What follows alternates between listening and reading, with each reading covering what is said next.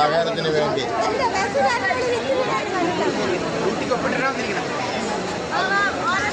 ഇതാണോ ഭിന്നശേഷി സൗഹൃദം?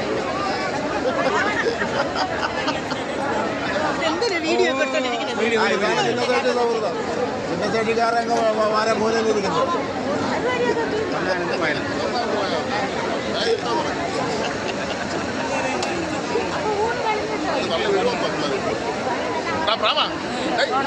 അവിടെ പിള്ളേർ തള്ളി വീഴുമെന്ന് അങ്ങോട്ട് അപ്പുറത്ത് വീഴിട്ടാ